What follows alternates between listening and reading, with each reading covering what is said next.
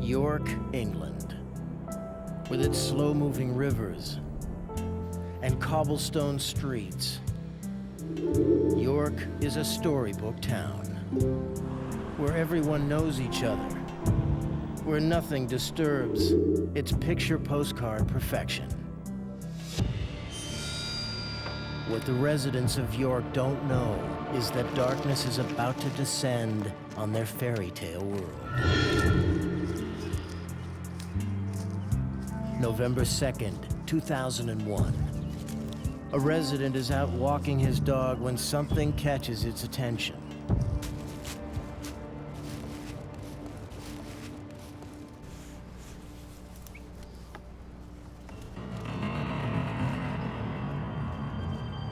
The man soon realizes that something is wrong. Come on, come on.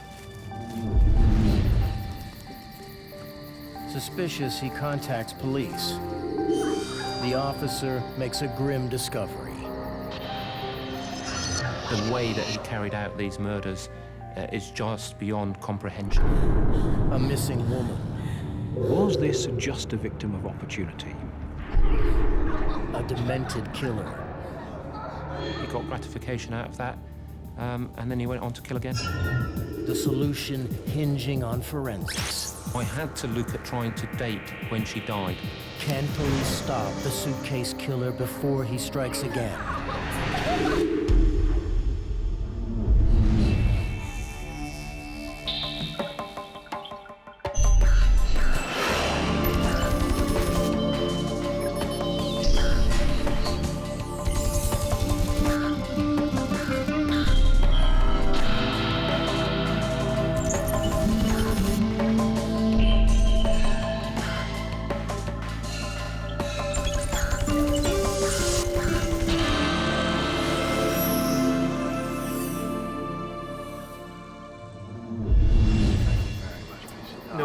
I tried just doing anything.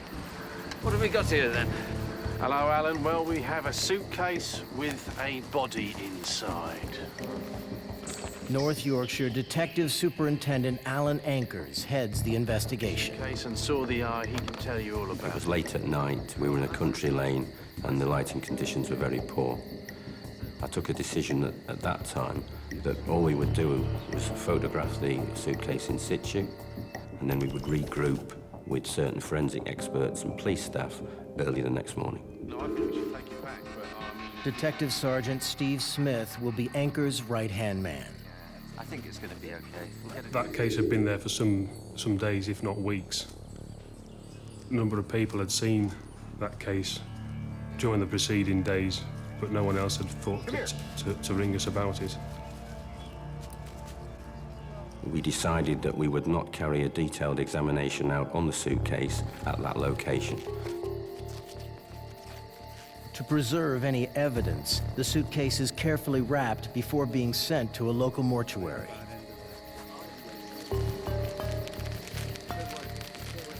Even the hardened investigators are shocked by what they discover inside the suitcase.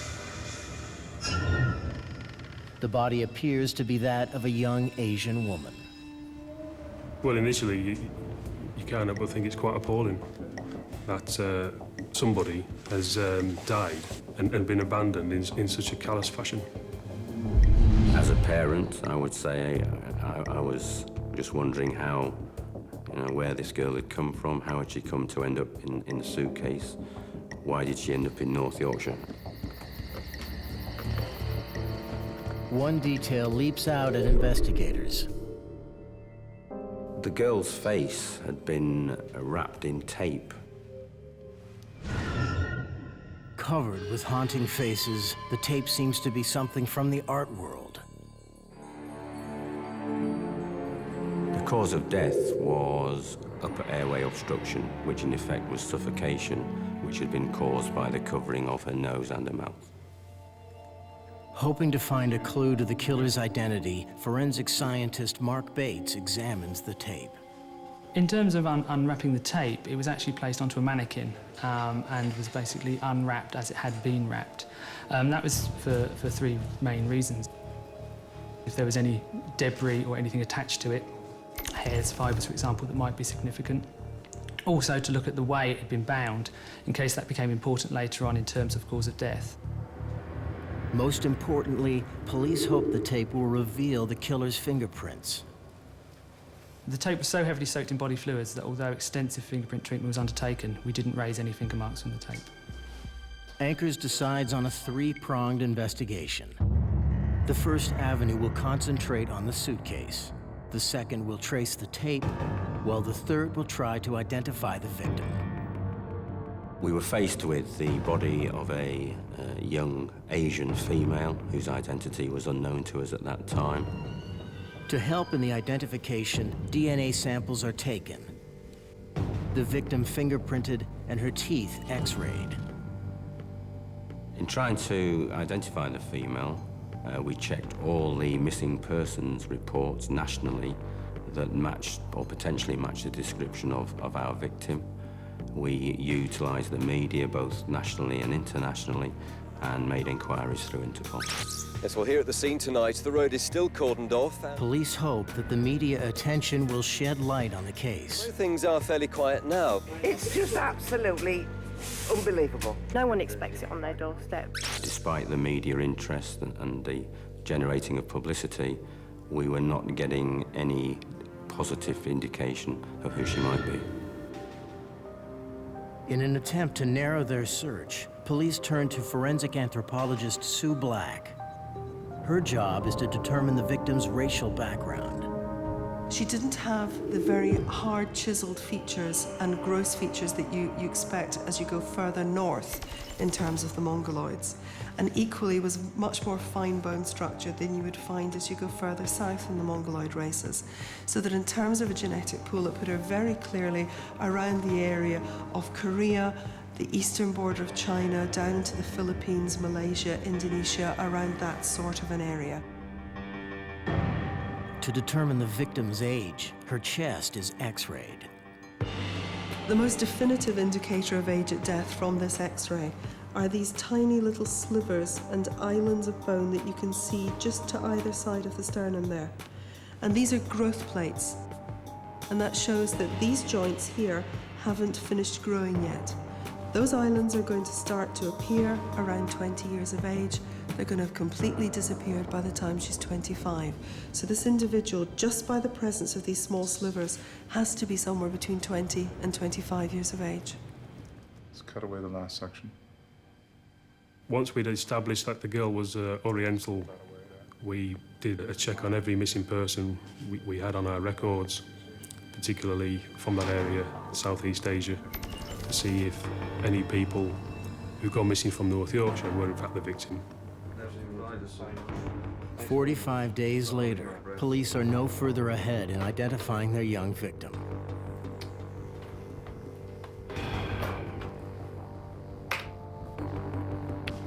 But neither officer knows that fate is about to intervene. North Yorkshire Police, how may I direct your call? Detective Superintendent Anchors, please. Certainly. Is he expecting your call? No, he doesn't know me, but I'm sure he won't talk to me. For police, one mystery is about to be solved, but an even more baffling one awaits them. In the storybook town of York, England, the body of a young woman is found stuffed inside an abandoned suitcase. The woman has been suffocated by a haunting death mask. But who she is and how she got there is a complete mystery. Yes, our breakthrough came just after the Christmas holidays when a superintendent from South Korea who was studying at Leeds University was aware of our publicity in this area surrounding the body in the suitcase. The caller has just visited a Korean website for missing persons. Posted on it is a picture of a young woman who had been traveling in London when she mysteriously disappeared. Detective Superintendent Anchors, please.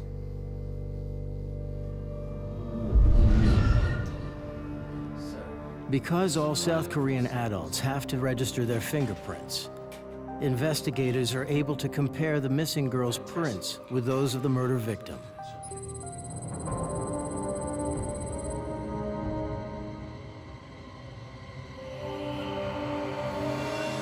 Finally, they learn the identity of their victim. She is 21-year-old Jin Ho Jong.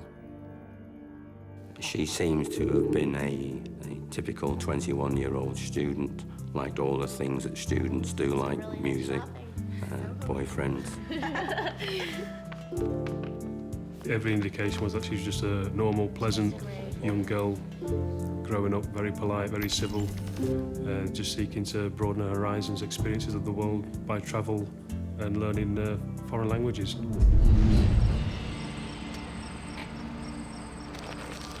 While police try to figure out how Jin ended up dead in a suitcase in North Yorkshire, forensic scientists continue their search for clues. Running parallel to the body identification, obviously we were looking at if there's any information scientifically on the suitcase that might help us give some indication about where this woman met her death, or obviously who may have done this. The surface of the suitcase is swabbed for DNA evidence. Particular attention is paid to the handle, an area likely touched by the killer.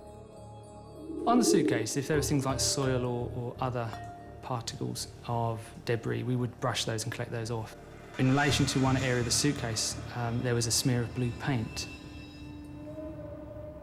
A sample of the paint is taken and stored for future reference. Meanwhile, investigators have tracked down the origin of the tape used to suffocate Jin. We'd ascertained that the tape had been commissioned by the Tate Gallery in London and used work by the artists Gilbert and George. Police learn the gallery had ordered a total of 2,000 rolls of the unique tape. We recovered around 600 or 700 from the gallery. Police begin the painstaking task of examining the gallery's sales records. They know whoever bought that roll is out there somewhere, and they may kill again.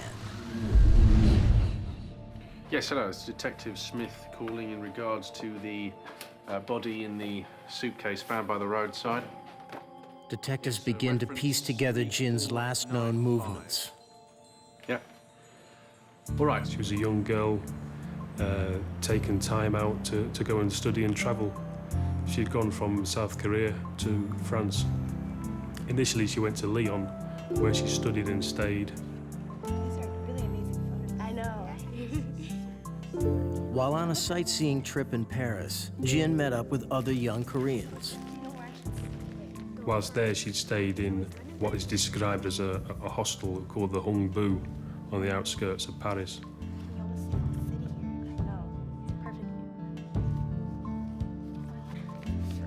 While she was there, she had decided that she was going to go across for a short break to London. Yeah, oh, yeah, there. Have you guys been there before? She had decided to go and stay at a similar type hostel setup. Interviewing Jin's friends from the hostel, police get their first concrete lead, the address of Jin's last known whereabouts. Ankers and Smith move their investigation to London.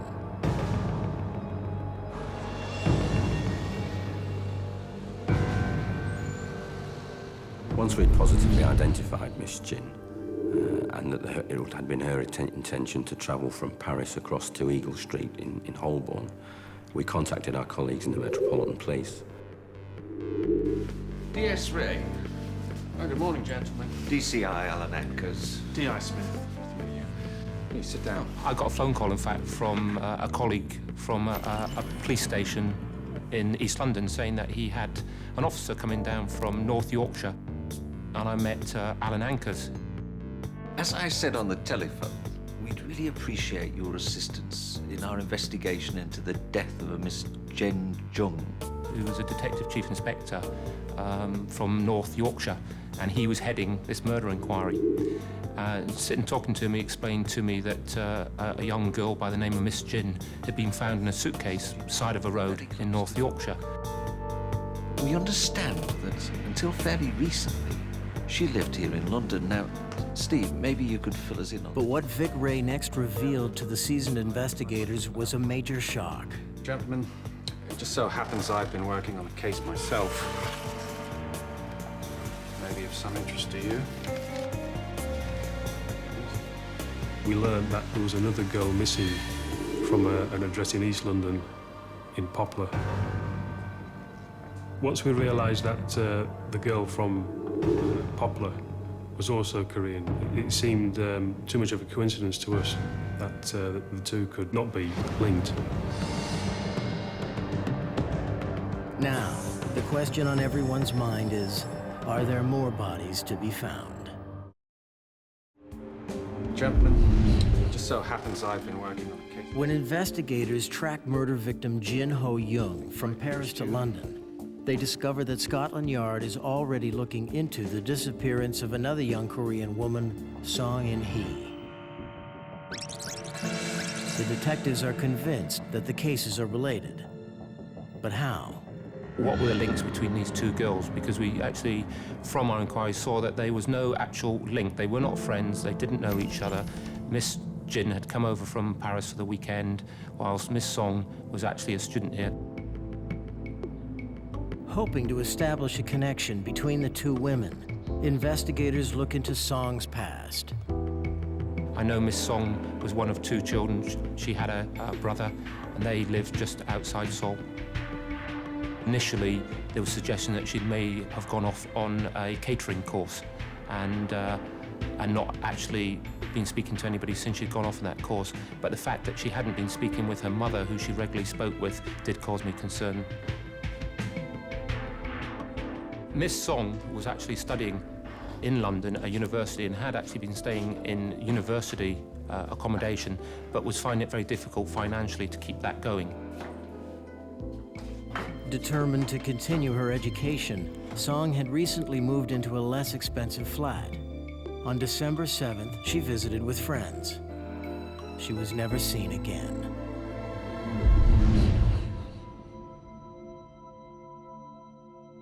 Examinations of both Jin and Song's financial records reveal a disturbing coincidence.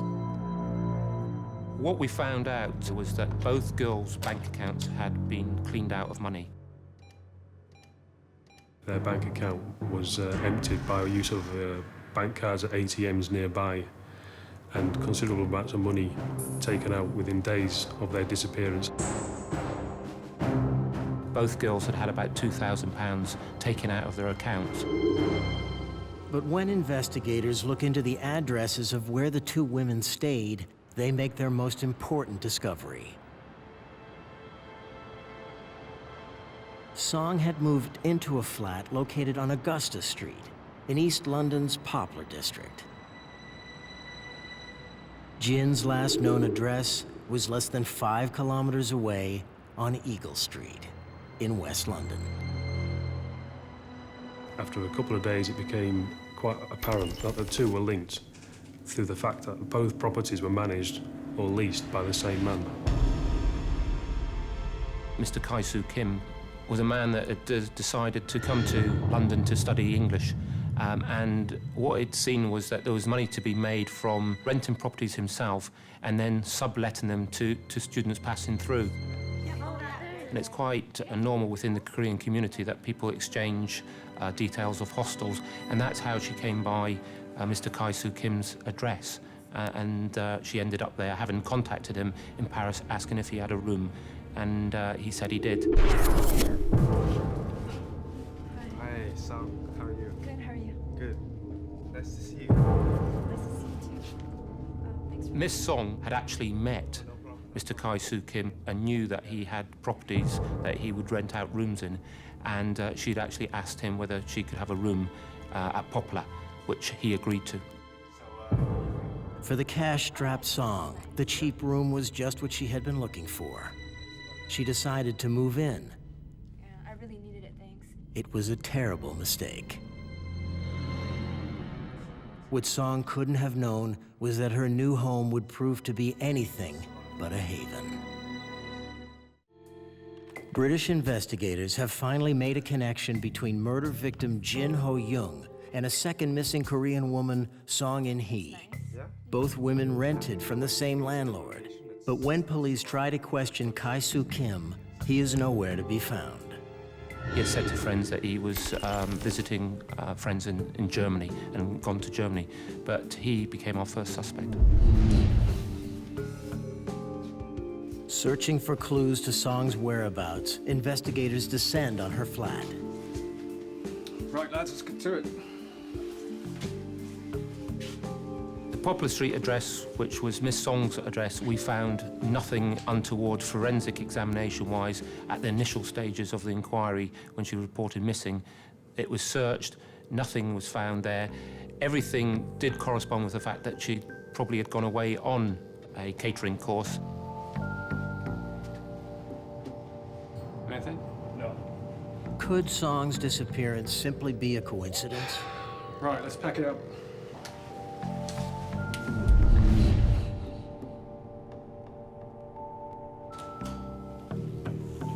At Jin's Eagle Street address, investigators have also come up empty-handed.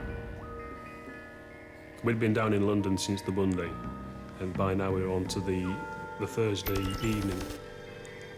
We'd been told that day that we would be staying through to the following week.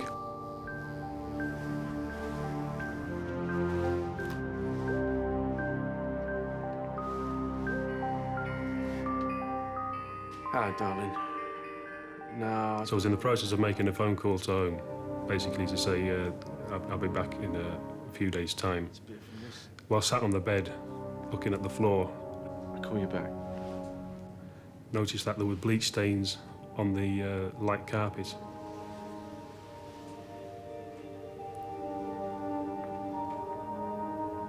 By quickly smelling it, it was quite obvious that body fluids had seeped into the weave of that carpet.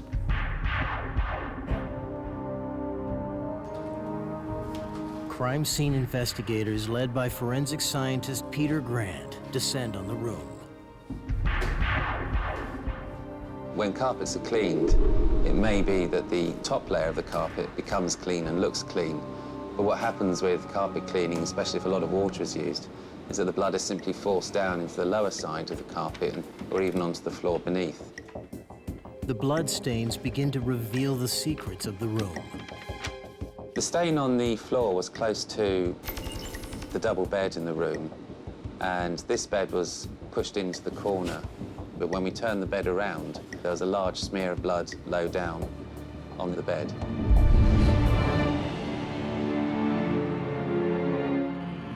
In addition to this, there were some smaller spots and splashes of blood low down on the wall, which were actually behind a desk, and so we knew that this desk must have been moved after those stains had got there. Well, there are a number of things we could deduce from the blood pattern. The first being that with these splashes on the wall, so we knew that there was some sort of impact into blood low down on the bed in the room. From the large stain on the carpets, this, to me, suggested that the body had been in that position for some time, leaking fluids after death. And then finally, the suitcase has stood in the wardrobe for a period of time, leaking fluid onto the carpet. We knew from an examination of the suitcase that there was a smear of blue paint on it, as if it had been scraped against a blue painted wall. And it came out that inside the wardrobe there were two areas, still painted blue, that had been recently scraped. Samples of the paint scrapings are taken and sent to forensic scientist Ian Gray for further analysis. We were asked to compare the paint that was found on the surface of the suitcase with a control sample from the walls within the premises. The paint samples are compared under a microscope to determine if they are in fact the same color.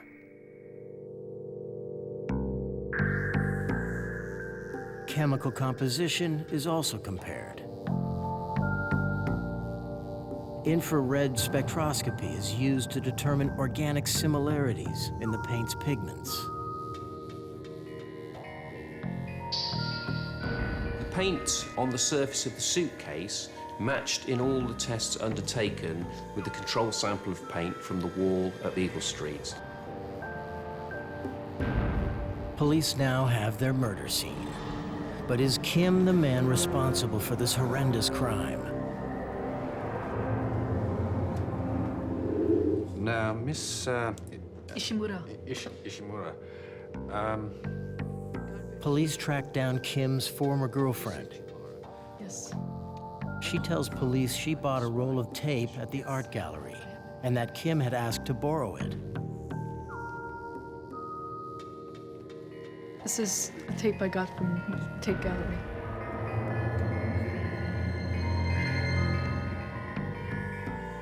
Another part of the jigsaw that she was able to fill in for us was what his demeanour was like around the time that Miss Jin was murdered. And she said that he was acting most peculiar, and she believed that he'd been trying to clean the bedroom. There was a smell of bleach within the bedroom, and also she remembers there being quite a stale smell in the bedroom around about the time of the murder, which we believe was probably Miss Jin's body that was being kept in the wardrobe at that time.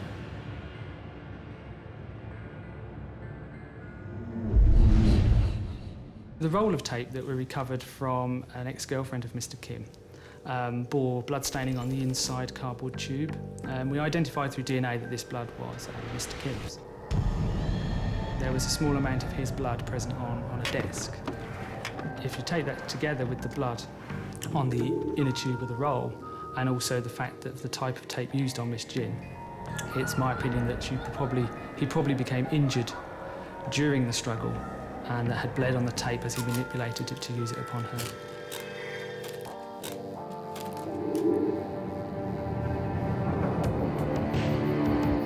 The forensic evidence all points towards Kim, and that means the killer is still at large. After intensive investigation, police finally have a prime suspect in the murder and disappearance of 2 young Korean women. The problem is the suspect has vanished. By this time, we're getting quite a good deal of evidence that we already had in our possession. The one thing we were badly lacking was the suspect, Mr. Kim. When Kai-Soo Kim became our suspect, we started looking at his emails and his telephone billing to see where he may be. Kim's phone bills reveal that he had recently been in contact with a travel agent. So we made inquiries down at that travel agent, and we in fact found that he'd booked a ticket to Toronto, Canada. But before investigators can pursue Kim, their hard work pays off again. Whilst we were doing the tracking of Mr. Kai-Soo Kim, one of bits of information we obtained was that he'd actually rented a car around the time that Miss Jin, we believe, had been murdered. Good afternoon, sir. I'm Detective Ray, Metropolitan Police, Detective Smith. I'd like to know if you've seen this gentleman before. We were able to trace that rental car back to the company and actually take possession of that car and do a forensic examination of the car.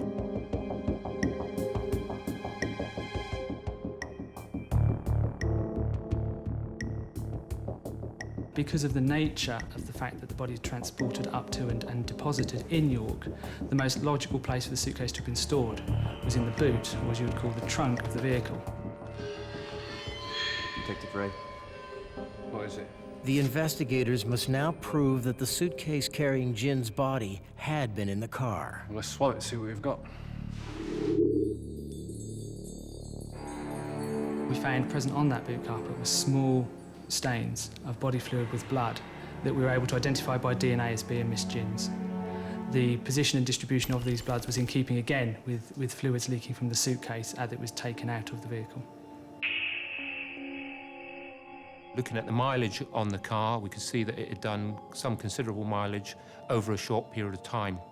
Taking that together with tracking the use of his mobile phone, we could see that he had travelled up to the North Yorkshire area around about the time of the first sighting of the suitcase that contained Miss Jin.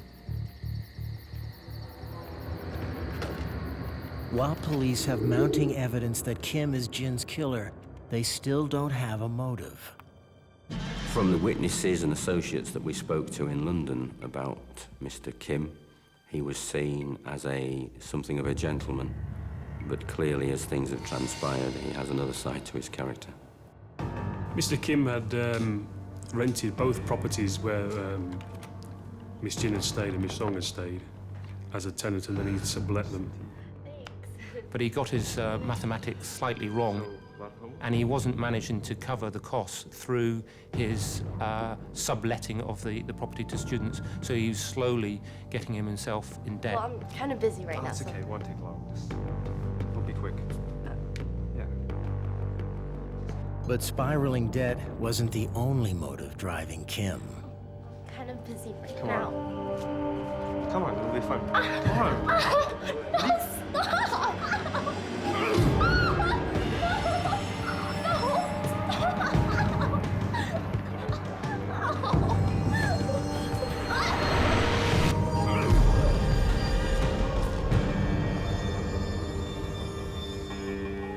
Forensic psychologist Paul Britton ventures into the mind of the killer. I think when you consider the motivation behind this particular offence, then there are likely to be at least two strands. One of it's purely financial. But the most important part of this case is of a particular form of psychosexual sadism. Rape may or may not have occurred. It doesn't have to. The violation of this woman was entirely psychological. The person was able, quite literally, to bind her, to set her death in process, and have the sense of control, the sense of power that is particularly important to the sadist at a distance. The tape is put on in a way that has the victim suddenly come to know they're going to die. The important thing about the precise layering of the tape is that the person who has applied it will watch the young girl die and see the terror and the agony in her eyes.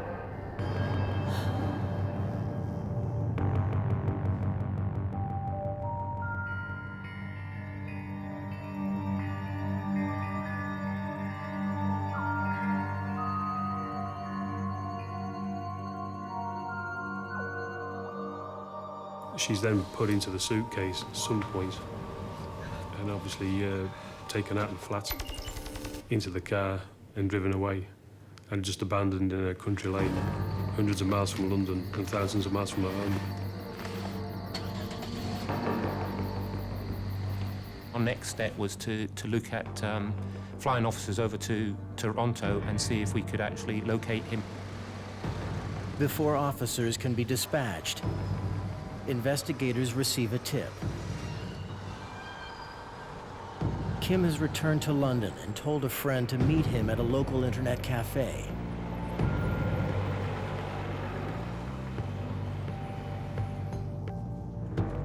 Knowing that it might be their only chance to capture the killer, police swoop down.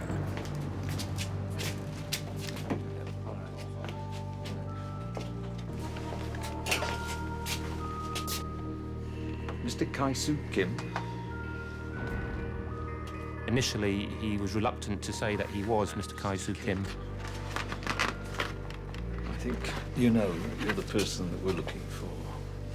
When he saw that we had photographs of him, he admitted it was him and came quietly. Stand up, turn around, put your hands behind your back, please. Come on.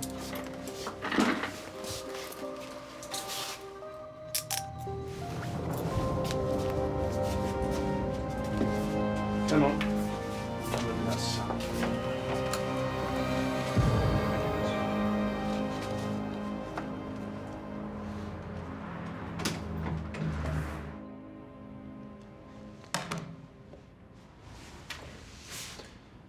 Mr. Kim, you have been arrested and charged with the murder of Miss Jin. All the evidence, all the proof is there. You will be found guilty. Finally, police have Kim under arrest, but any hopes of quickly finding the missing song soon evaporate. Over the next 2 to 3 days, myself and a colleague from the police in London tried to interview Mr. Kim to find out what he could tell us about his knowledge involvement in the murder of both girls, because we were convinced, although we had found no body, that Miss Song by now was dead herself as well. I've been keeping count, Mr. Kim. of the number of times you've refused to give an answer to our questions. I told you that you could ask. Unfortunately, throughout the time he was in custody, Mr. Kim said not a word about his involvement or knowledge of either of these people. I hope you're counting, Mr. Kim, the damage you're doing to your case by being... Kai-Soo Kim, during the interview, came across as a very cold, calculating individual who gave no regard to these two girls' well-being. He refused to answer any questions. The only thing he tried to say that Miss Song was involved in drugs and it must have been a drug dealer that had killed her, which was a total and absolute pack of lies. But that's the kind of individual he was, very cold, calculating, no respect for these girls' lives. And we have enough evidence to see you put behind bars for the rest of your life. What police didn't realize was that Song had been right under their noses all along. Stand up, turn around, put your hands behind your back, please.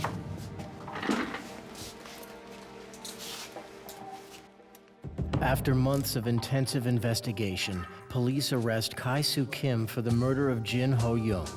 But days of interrogation failed to get Kim to confess to a second murder. I don't know anything.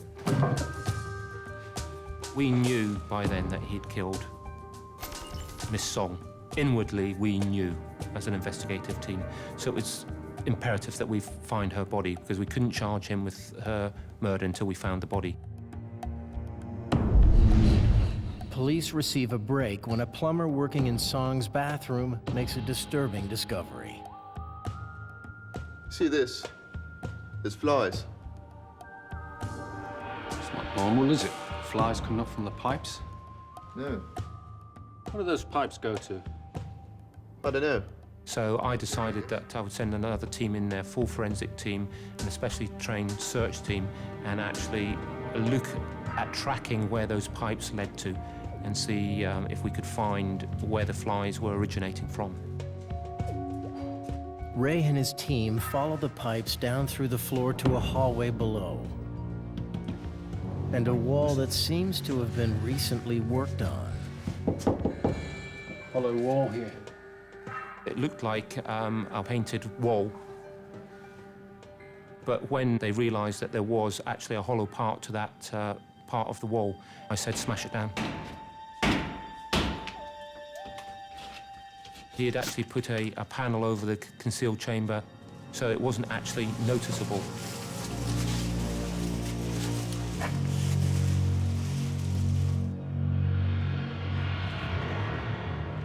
What they found was a concrete-type chamber full of clothes initially, but when they started removing items of the clothing, they first of all saw a foot, and they realised there was a body in there, and that's when I said stop, and we'd actually get the scientists in and take out each item and close them slowly so we wouldn't lose evidence. One of my main concerns after finding Miss Song's body was the fact that a defence that Mr. Kai-Soo Kim may put up was that when she was murdered, he was out of the country. So I had to look at trying to date when she died.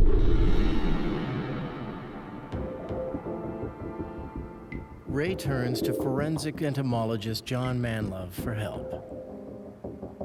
Now, the question I was being asked was quite specific. Could the body have been placed in the cupboard during early December?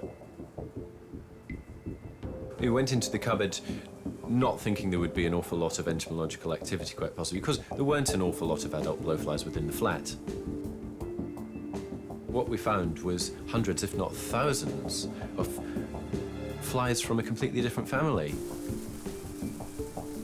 The finding of adults of this particular species of fly was significant in that this fly doesn't like to lay eggs below a certain temperature. Checking weather records, Manlove discovers that there had been an extended cold spell in late December. Because the flies had hatched, that meant that Song's body could only have been placed in the chamber in early December, when temperatures were warmer and Kim was still in the country. With Kim's alibi negated, investigators returned to the gruesome task of building their case. After removing all the clothing, we found that Miss Song had been wrapped in a sheet and really she was like mummified. When we opened up the sheet, immediately we saw the stark resemblance in the way she died to that of Miss Jin. Her head had been bound with tape, exactly the same way as Miss Jin. One of the things we really needed to do was link the two girls' deaths forensically wise. So every item of clothing removed from the chamber was examined, tested for DNA. When the body of Miss Song was found, obviously she was in quite an advanced state of decomposition. So we were able to identify her, in part through DNA by comparison with that from her parents, given that DNA is inherited. In addition, there was property in the cupboard in which she'd been kept, and some of that property we were able to link back via DNA to Miss Jin, in particular 2 pairs of footwear.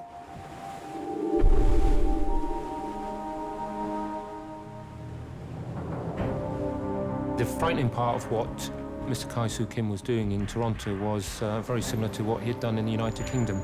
He had booked in with an English teaching school there, had got himself a flat and was subletting the flat out to students. And my concern was that had he stayed there, would he have carried on doing what he ended up doing in the United Kingdom?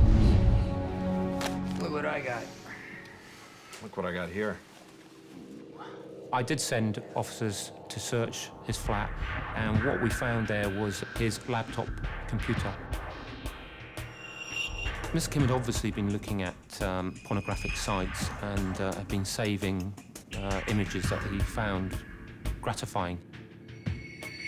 And one of the thoughts that I had was he'd seen this and had decided to experiment with it and had taken it that step beyond experimenting. And had killed. And as a result of the first killing, he got gratification out of that, and then he went on to kill again. We also found a T-shirt that we could link back to the Miss Song murder. On that T-shirt was paint. From the tape removed from Miss Song's face, interlaid within that tape was the same paint. So we were able to connect the two there.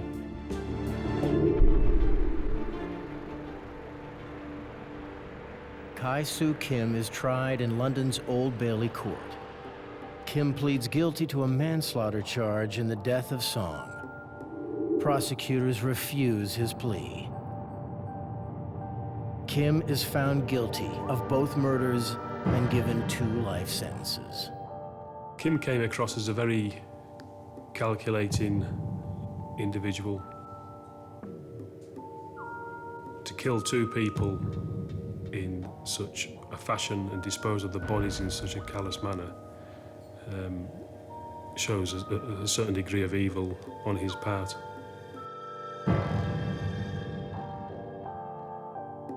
During the time I was on the murder investigation team, I dealt with in excess of 20 murder investigations, and I can say this was the most gruesome murder and unnecessary murders. I think I said at one of the very first press conferences that we held that this shouldn't happen. A person shouldn't end up spending their life in a suitcase, dead for up to 2 or 3 weeks, lying in a country lane in a country they probably didn't know.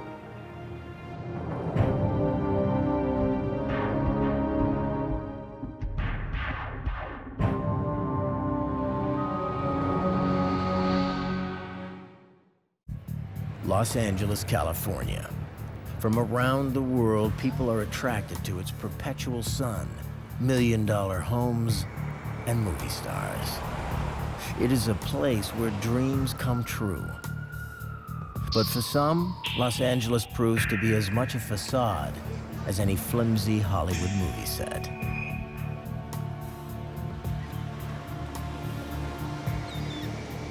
August 17th, 2000. Another beautiful California day. Layla Ishmailova was to pick up her friend Luda.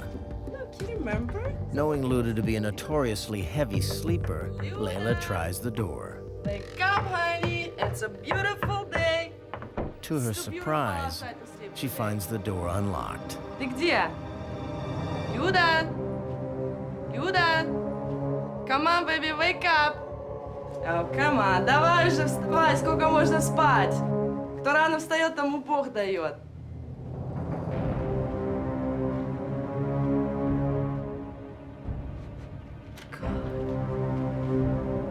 Люда? Люda, you okay? Люда! Люда, no, please! Люда, wake up! Wake up! A mysterious woman. She was at the dead body, and they were trying to figure out who she was. A tenacious detective. I'm assigned a murder case. I'm motivated to solve it. An underworld of ruthless criminals. We thought we may be looking at a contract murder from the Russian mafia. The solution hinging on ballistics. Can investigators unravel the web of lies and discover a killer's identity?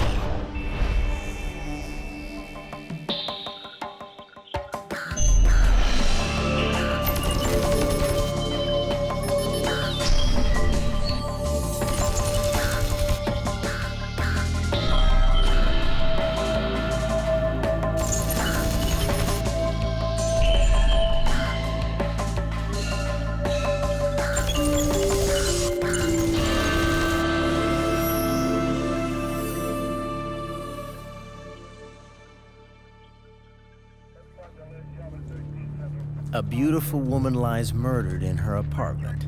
Detectives from the Los Angeles Police Department Robbery Homicide Division wonder who she is and why someone would want her dead. Layla Isamolova was a good friend of Luda's, and they were supposed to meet that day, earlier in the day, and go to Magic Mountain together.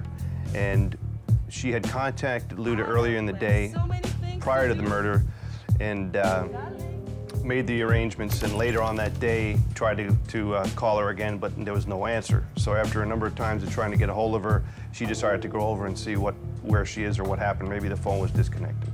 And that's when she discovered her.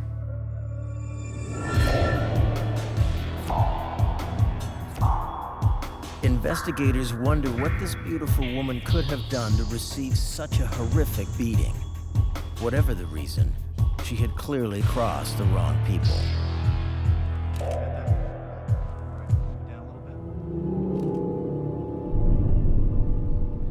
Investigators learned that the victim's name was Ludmila Petushenko, or Luda, as she was known to her friends.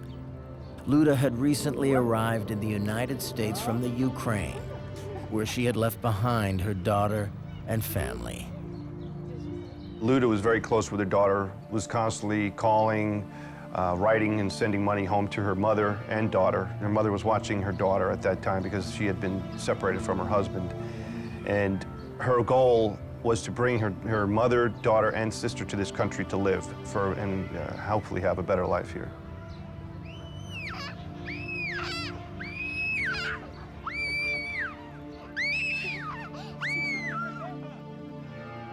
Forensic pathologist Luis Pena is called in to examine the body. Immediately, the first trauma that I noticed to her body was a distinct gunshot wound to the chest. On the right side of her cheek, right in front of the ear, she had 4 distinct linear, I call them, or like a line. There were 4 distinct abrasions that I noted.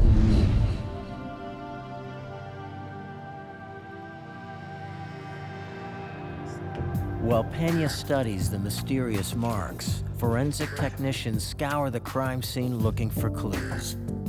A single .45 caliber shell casing is found in the bedroom.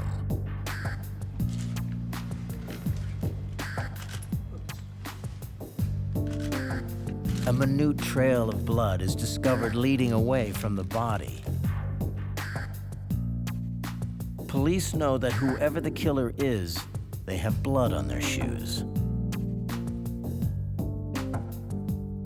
As the search continues, investigators begin to get a better picture of exactly who Luda was.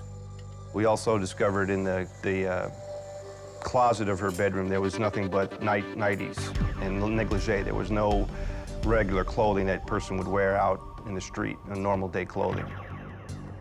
We found a large quantity of condoms that were in a side drawer next to the bed, and which gave us an idea of what her employment was.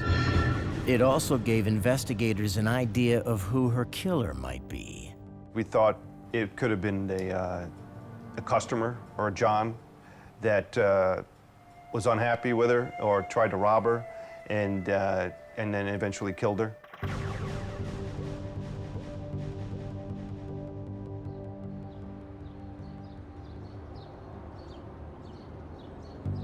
Hoping that the building's security camera may have recorded the John coming and going, investigators seize videotape and send it for electronic enhancement. In an effort to learn more about the comings and goings at Luda's apartment, investigators question Luda's landlord, Mayor Hikopian. Luda's a nice girl, pays rent on time, smiles, always good. But Hikopian had no knowledge that Luda was a prostitute and no idea who might have killed her. Suspecting that one of Luda's regular clients might know who the killer is, investigators decide to put a trace on the dead woman's phone line. But when they contact the phone company, they're shocked to learn that someone has beaten them to the punch. Somebody's already tapped the line? Well, who the hell is it? What do you mean you can't tell me? The line has been tapped by the FBI. Suddenly, what seemed like the relatively simple murder of a Russian prostitute is about to become much more disturbing. But just how much, Brian McCartan could never have imagined.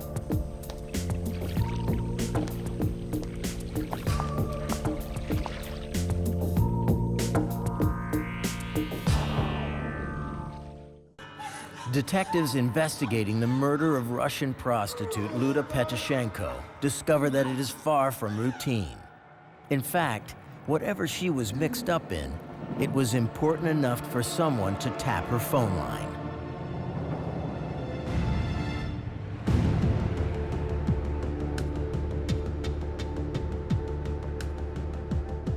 Really appreciate you guys helping us out with this. That someone was the FBI. They had tapped Luda's phone because they suspected she was one of a number of Russian women who had been smuggled illegally into the United States. The FBI provides LAPD with surveillance photos of Russians suspected to be part of the huge and well-organized operation, any one of whom could be Luda's killer. It's an amazing phenomenon, this trafficking business. 500,000 women a year from the former Soviet Union flee to the West to become prostitutes. That's just a shocking number. Like so many of these women, Luda had left behind her loved ones for the dream of a better life.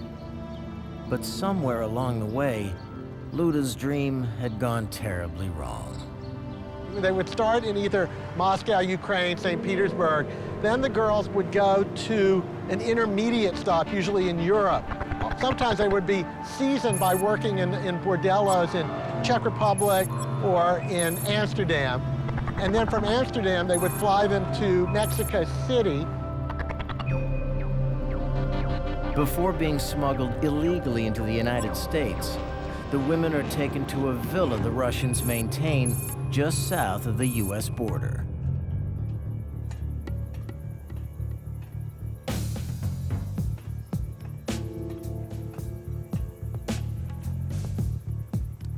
The villa serves as a training school for the women, where they are groomed and supplied with American clothing.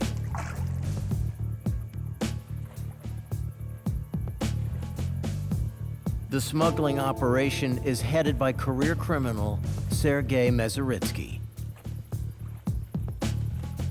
For the naive Luda, the villa is a shocking glimpse into her own future. American Before leaving the villa, the women are taught critical phrases in case they're caught by American authorities. American citizen. Under cover of darkness, the women are brought into the United States, arriving by boat in San Diego. Once in the country, the women are sold to pimps and madams.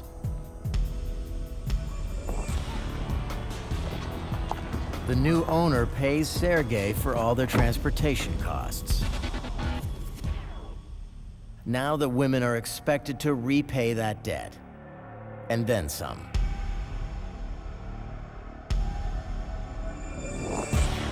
Давай, пошли, вперед, давай!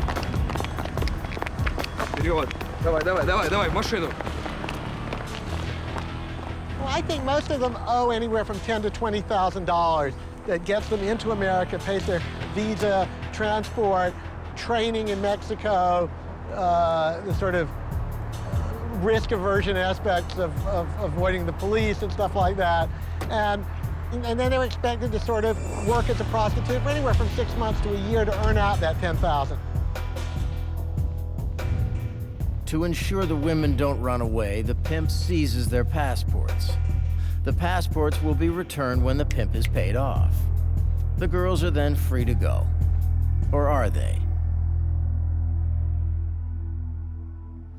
Had Luda Pedashenko been killed by her pimp? Dr. Pena? Autopsy findings confirm that the killer meant to do maximum damage. There's some lines on the side of her face here. Look like scratches, but they weren't made. A .45 caliber slug is recovered. It has torn the victim to pieces.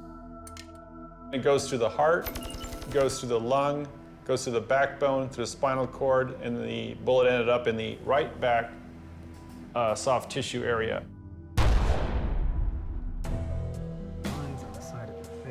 The killer also delivered a vicious beating. The amount of trauma that Ms. Pedashenko sustained to her head, to her lip, to her neck, and to the upper chest area was done by multiple blows.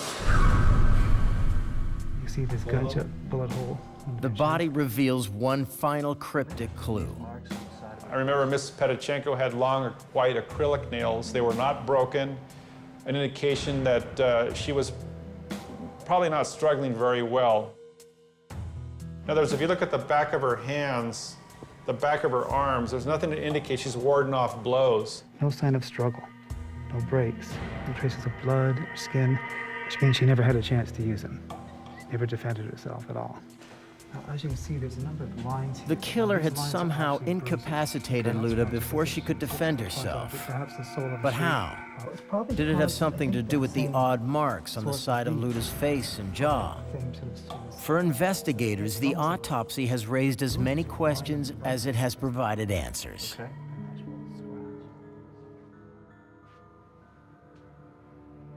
With no concrete leads, McCartan returns to the crime scene, hoping to find some overlooked clue.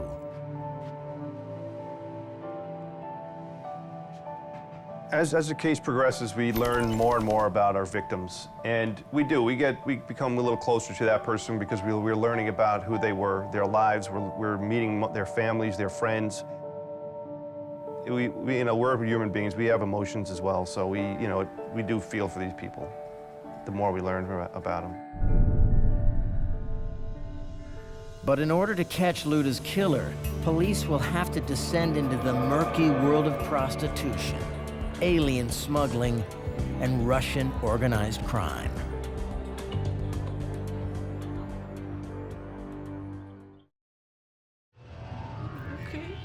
Luda! Luda, no, please! Luda, wake up! Wake up! The murder of Russian prostitute Luda Pedashenko leads LAPD detectives to illegal alien smuggling and high-end prostitution operations.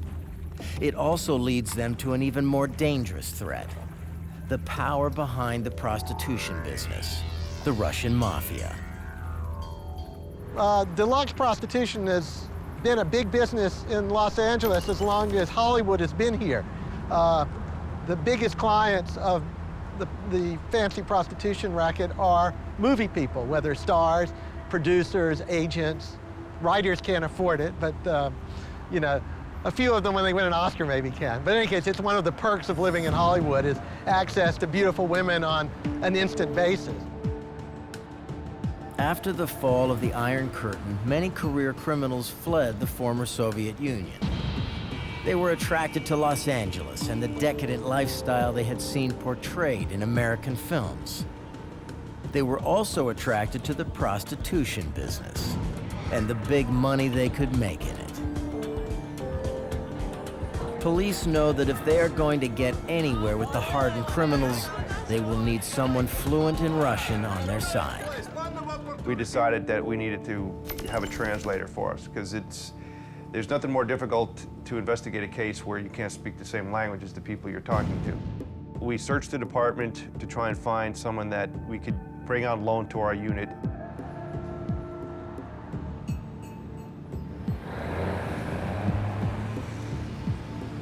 Investigators find their man in David Krumer.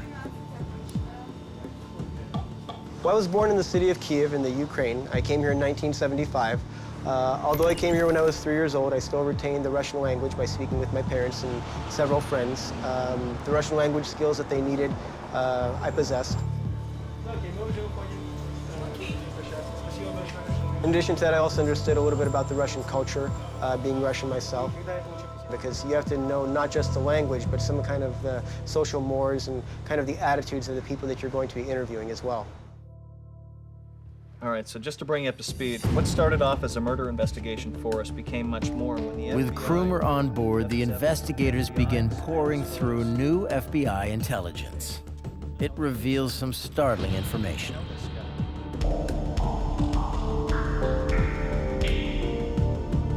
Mayor Hakopian was much more than just Luda's landlord. I interviewed him a few weeks ago.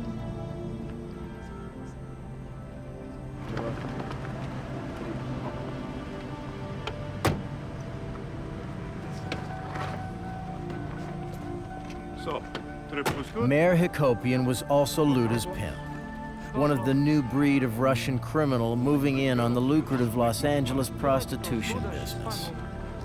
Whether she liked it or not, Luda was now the property of Mayor Hakopian. Girls, come on, smile. Worst is over. Bad part of trip all done now. There's many very nice men here. They'll treat you very good. Detective, nice to see you. Mayor? With Krumer acting as translator, Mayor is re-interviewed. This time, he cannot avoid the investigators' questions. You lied to us. Not lie. Small tip. Капитан, зачем вы врете нам? They accuse him of killing Luda over some prostitution-related disagreement. You weren't her landlord, you were her pimp. But Mayor insists that he had nothing to do with the murder. Investigators discover that Luda was pulling in big money in the prostitution game. Why would I shoot Luda? She makes money, lots of money for me. I would not kill her. I'm not a killer. She had only been in the country approximately 3 months, and she had already paid off her passage. She would make between $100 to $300 per customer that would come to her apartment. Investigators begin to wonder if, rather than being an exploited victim, Luda had actually embraced her new lucrative lifestyle. Yes, there are those people that are going to say, well, she's a prostitute, she's demeaning herself, and she's not a moral person. But you have to understand that over there, there is a premium placed on taking care of your loved ones. And if that means that you have to resort to some illegal means to do it, then that's just what you do sometimes. Many of them are well-educated and have university degrees in Russia. In Russia, that buys them nothing. And so a lot of them work as call girls because there they can get not quite American wages, but far better wages than anything that they could earn in Russia. So when they come to Los Angeles and they can get $1,000 an hour, even though they have to give it all to the handlers, they see the pot of gold. Luda was very good at her job.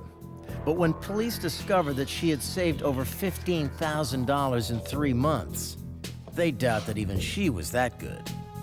How had she made that money?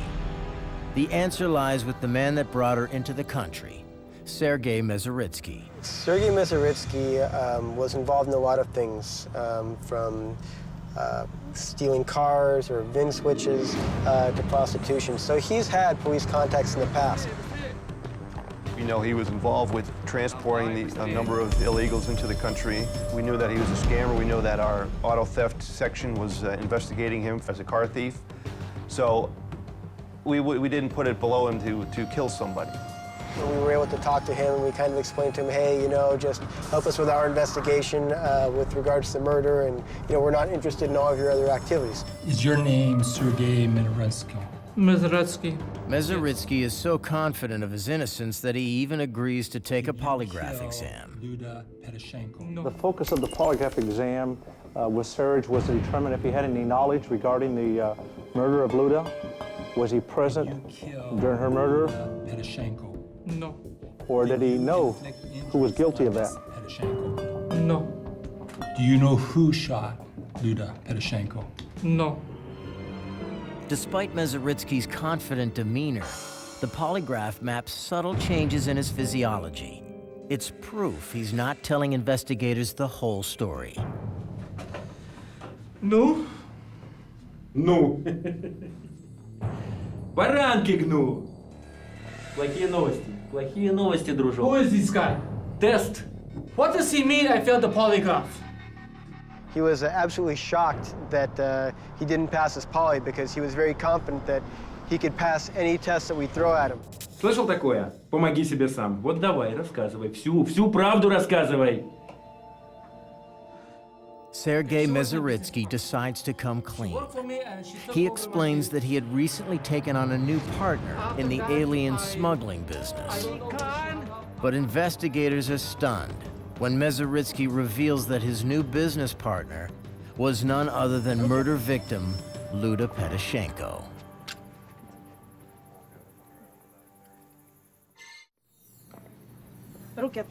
Investigators searching for the killer of Russian prostitute Luda Pedashenko are shocked to learn that she was far more than a hooker, that she was actually part of a complicated and well-organized white slavery ring. Her business partner, Sergei Mezaritsky, explains that Luda was tired of being a servant. She wanted to be a real partner in a business where she could make big money, and that business was alien smuggling. Luda's plan interested Sergei. She had contacts back in Russia and could recruit an almost endless supply of women. Sergei could supply the transportation Luda needed. It was a win-win situation. Once in Los Angeles, Luda showcased the girls for prospective pimps and madams.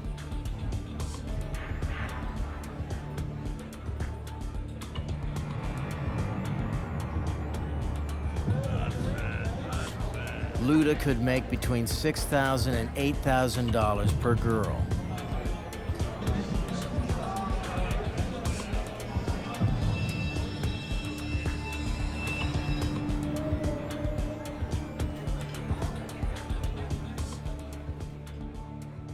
Police tracked down one of Luda's girls. She explains that after being sold to a madam, she had refused to prostitute herself. I don't want to be a prostitute anymore. The angry madam sent her enforcer, a man named Armenian Mike, to have a chat with her. And he was there to more or less pressure her into working and doing what she was supposed to.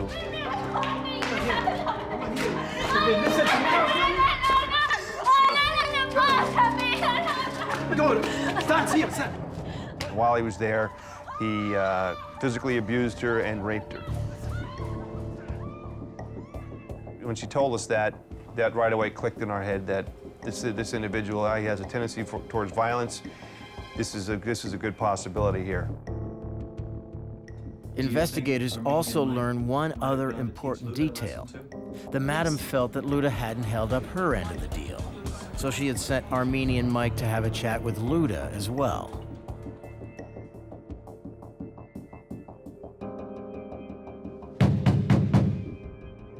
Armenian Mike.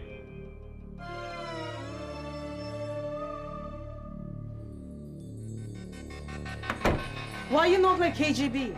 I'm not KGB. I'm just a regular guy, you know. What do you want? Where are money? What money? What do you mean, what? Armenian Mike is interviewed, but despite the precarious situation the suspect finds himself in, he remains unfazed. Don't kill Luda. Russian criminals are more brazen in the United States because, quite honestly, there are less consequences for them. They've probably done time over there. I'm telling you where. Don't touch me, you Where understand? our money? Don't touch me. If they get caught here, they may or may not do time because they understand that there are a lot of technicalities involved with the law over here. Worst case scenario, if they do a crime out here, like a capital crime like murder, they can always just fly back to their home country and not even worry about any consequences here at all. Having provided an alibi, Armenian Mike walks free. But investigators are far from convinced that he is innocent. In fact, he joins a growing list of suspects, including Luda's pimp, Mayor Hakopian, and alien smuggler and business partner, Sergei Mezaritsky. They were all in the business. They had contact with Ludmila. They were involved with getting money from Ludmila. And so, in our opinion, they were a possible suspect. But the list of suspects is about to grow even longer. We received information from an FBI source involved in the Russian community that there's an individual that worked for Sergei as the muscle, did odd jobs for Sergei by the name of Alexander Gabay, and his nickname was Boxer.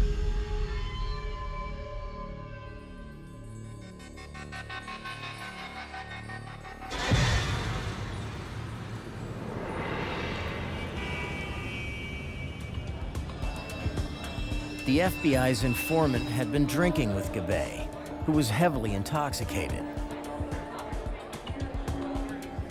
Started to ramble on about feeling bad that he killed that woman and left her 2-year-old child motherless in Kiev. Is Boxer somehow the key to solving Luda's murder? Investigators are soon to learn that when it comes to the world of Russian organized crime, nothing is as it seems. After days of intensive investigation, Los Angeles detectives now find themselves with 4 suspects in the murder of Luda Pedashenko. Her pimp, Mayor Hakopian, alien smuggling partner Sergei Mezaritsky, Armenian Mike, enforcer for an angry madam, and Alexander Gabay, also known as Boxer, who worked as muscle for Mezaritsky.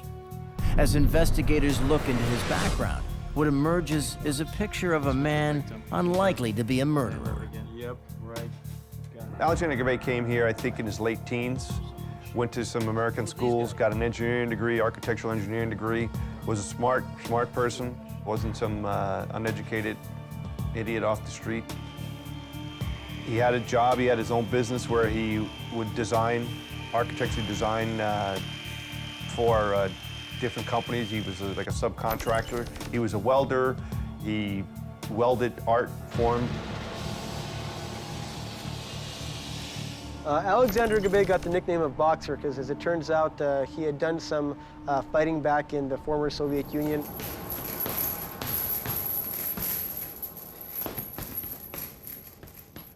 I guess he had some minor title fights and did fairly well, so the nickname of Boxer simply stayed. Investigators attempt to learn more about Alexander Gabay and his relationship with Luda. The girls that were transported in by Luda knew of Alexander Gabay. They had met him at a party, and they knew that one of the girls that had come in with them, that had been transported into the country with him, Oksana Meshkova, was dating him.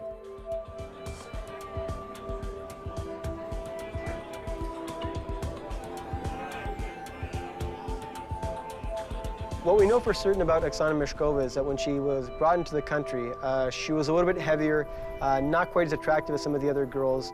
А ты куда смотришь? А ну-ка смотри сюда. American citizen. Что, не слышишь меня, ага? Не слышишь? Ты что, дура? Police learned that Luda had several run-ins with Oksana. Some of the other pimps and madams, they didn't want to take her off of our victim's hands. There was even some talk that Oksana refused to prostitute herself out, even though she kind of knew that that's what she'd be expected to do when she got here. By refusing to work as a prostitute, it meant that Oksana had no way of paying Luda back for the cost of transportation. Как ты работаешь? I don't work for you anymore. What do you mean you don't work for me anymore? It also meant that Luda would be out thousands of dollars. Put your hands on me. Investigators wonder if Oksana killed Luda to escape paying her debt. Do you know how much money you owe me? Who knows how much money I owe you? Why don't you just go look at some of your other women? Why don't you leave me alone? Get out of here. Don't piss me off. While police try to figure out how Oksana and Gabe fit into the puzzle, they receive a vital clue. The enhanced security video has come back. The tape shows Gabe and Oksana entering Luda's apartment building on the morning of her murder. But when interviewed, the couple denies having ever been at Luda's apartment. You'd never been to her apartment? No. Дорогая моя, чушь это все. Просто чушь, чепуха, понимаешь? У тебя был мотив, у тебя было все. И мы знаем, что ты Люду сукой называла. No. No? And you've never been to her apartment? No, I have never been to her apartment. You don't know her? Ну так дай нам ответ нормальный, да? А какой ты хочешь ответ? Я никого не убивал, что вы меня заебали уже здесь. Police know that the pair are covering up something. But what? Believing Oksana to be the weaker of the two, detectives confront her. I've got you on tape with Gabe going into her apartment around the time of her murder. So?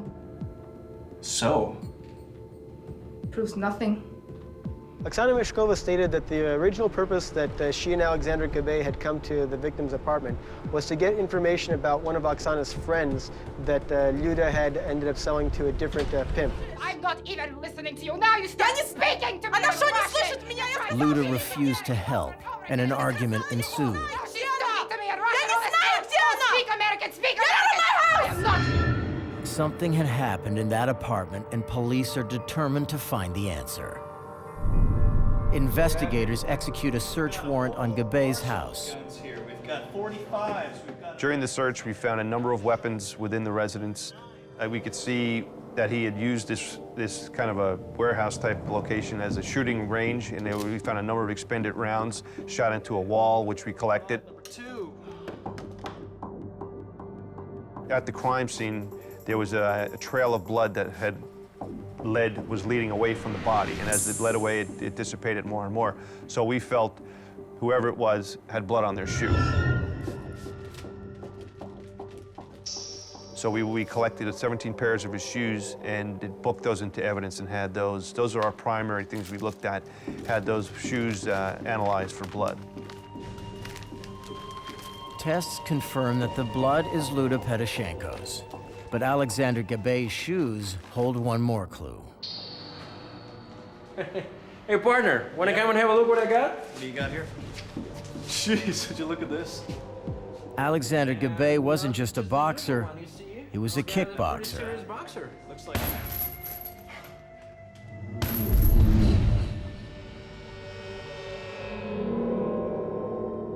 We looked at the shoe and saw a pattern. Повернись ко мне. Thought about the victim's face and the striations and the pattern on her face, and we believed that that was from his kick.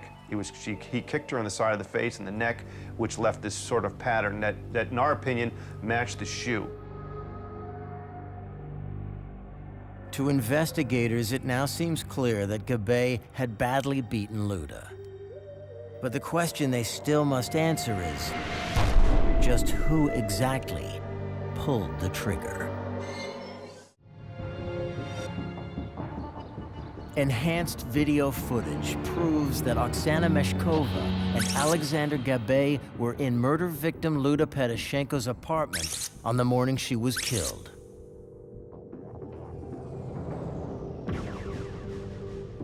Forensic evidence suggests that Gabe beat Luda.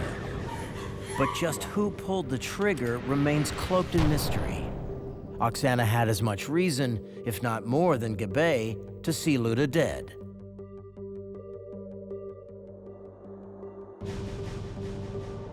From everything that we could tell, she had just as much motive, and from the reports that we got, she seemed to be a pretty cold, callous person, also capable of doing the crime.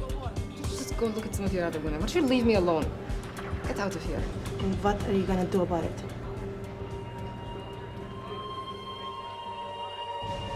Suddenly, Oksana has an unexpected change of heart. Go to Luda's apartment. She was not willing to go to jail the rest of her life. She's 23 years old, or 24 years old at this time. And she got a taste of what LA County Jail was like and realized this is not what she wanted. You're a very young woman. You're looking at 25 years, unless you give me something really worthwhile. So we met with her and her attorney and the DA, and she advised us about a man by the name of Marvin Graham. Marvin Graham and Alex were friends. They were good friends, they were drinking buddies.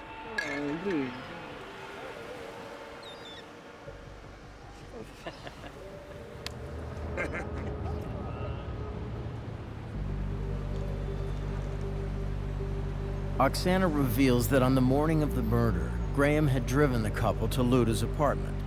He waited in the car while they went inside. He, in my belief, was unaware of the fact that there was going to be a murder or they were going to shoot anybody. Right now, where is the girl? Я не знаю, где она, что я тебе сказала! Я не знаю, где она! Speak American, speak Get out of my house! I am not leaving your house! I am not leaving your house! Get out of my face! I don't care what you do to her! You can kill that bitch! Сука! Давай, Оксана, пошли, быстрее. About 20 minutes later, they returned. Oksana got in the back seat, Alex got in the front, turned to Marvin and said, I shot her. I had to shoot her. And then they left.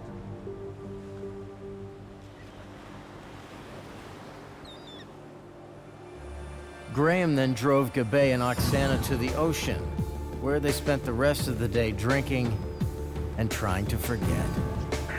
Get over there, man.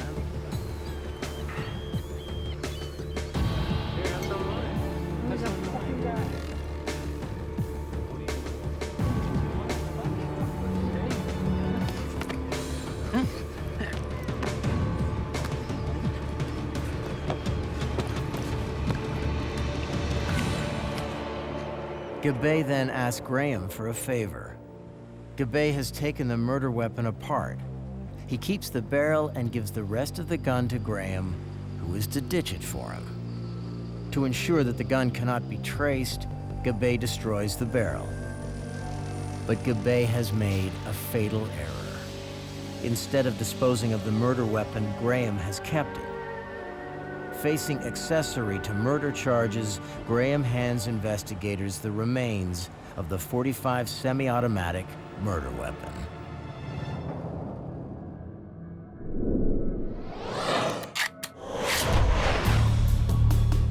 When a bullet is fired, tiny marks are left on the slug as it travels down the barrel.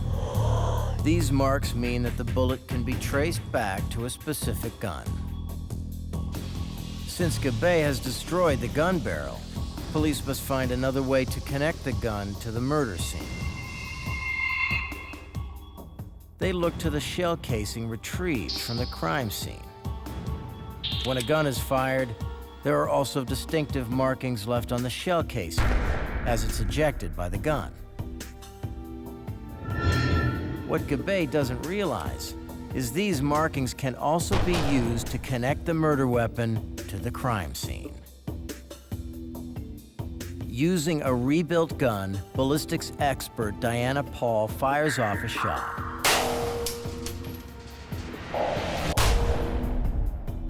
The cartridge case is collected and compared to the cartridge found in Luda's apartment. The first thing that we would look at is the breech face impression.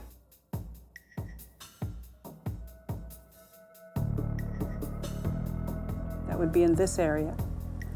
And the ejector, which would be in this area. And those two marks allowed me to connect the evidence cartridge case, the evidence from the murder scene, to the gun connected to Gabe. Alexander Gabe is arrested and stands trial for the murder of Luda Petyshenko. My strategy was to try to keep the focus on the crime itself, on the murder, without getting into too much of the extraneous other crimes that may have been associated in terms of the white slavery, the smuggling of women to the U.S., the prostitution, the pimping and prostitution that was going on around them, but that there was a murder. It was sort of a personal murder. Everybody testified. Oksana testified, the driver Marvin testified, the DNA people, the ballistics people, all those witnesses were at the trial. But at the trial, Gabay still has one surprise up his sleeve. Gabay's defense was that Oksana did it, he didn't do it. It was a total he said, she said. He blamed it on her. Gabay insists that it was Oksana who pulled the gun from her purse and then shot the helpless Luda. Gabay says that he only told Graham that he fired the gun in order to protect Oksana. But once again, forensic science reveals the truth. Problem was that in the videotape showing them going in and out of the apartment building, there is never a purse.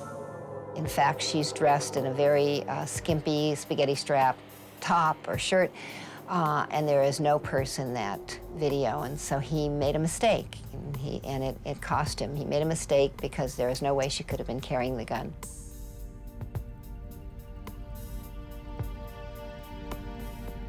Jury convicted Gabay. He was found guilty of second-degree murder. That's a 15 to life sentence in California, and they also found to be true that he used a gun causing death. That's a 25-year to life enhancement. So his total time in prison will be 40 years to life. He'll have to serve 85% of that time before he's even eligible for a parole hearing. Luda's murder and Gabay's conviction brought about sweeping changes. Once Luda was murdered and a spotlight was shown on the Russian prostitution business, the Vice Division of the Los Angeles Police Department decided we better crack down. And once they started looking, the pipeline from Mexico dried up. Women stopped coming because they want to come here and get arrested. They really defanged the prostitution business in Los Angeles. They scared all the Russian mobsters here out of the prostitution business.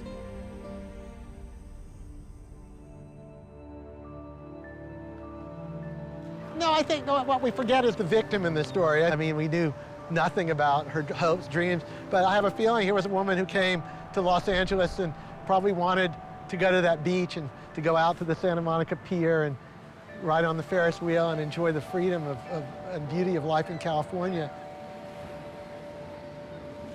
The California had so many promises for everybody else in the story, and for her, Los Angeles, California, America was not the promised land.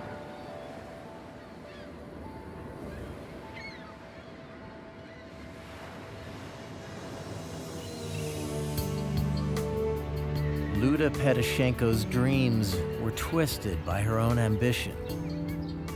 She paid with her life, and it cost her daughter a mother. Сейчас мы